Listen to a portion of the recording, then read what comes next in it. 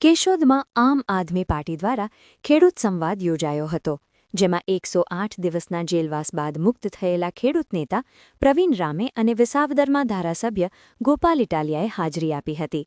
આ કાર્યક્રમમાં પ્રવીણ રામે ખેડૂતોના મુદ્દે સરકાર સામે લડત આપવાની નેમ વ્યક્ત કરી હતી. મોટી સંખ્યામાં હાજર રહેલા કાર્યકરો વચ્ચે આપ નેતાઓએ ખેડૂતોના હિતમાં મજબૂત અવાજ ઉઠાવવાની ખાતરી આપી હતી. તમે ને હું કેશોદના કે તમારી પોતપોતાની નગરપાલિકાના ચીફ ઓફિસરને 4 શબ્દો કહી દઈએ તો ઓછા ઉતર્યા?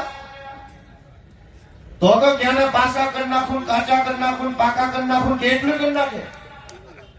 પણ ભાજપના માણસો ચીફ ઓફિસરને ધમકાવી ગયા તો વિસાવદરના પોલીસ વાળાએ સિંગમગીરી બતાવી કે ચીફ ઓફિસરને પકડીને જામીન લઈ લીધા.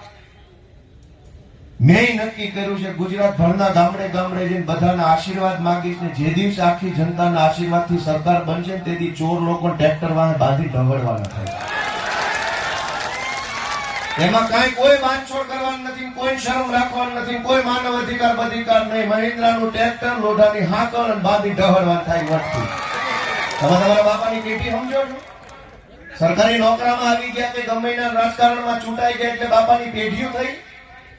આ દેશ બનાવવામાં દેશના કેટલાય મહાપુરુષોએ જિંદગી આખી ખપાવી દીધી. એમના માટેથી મળી.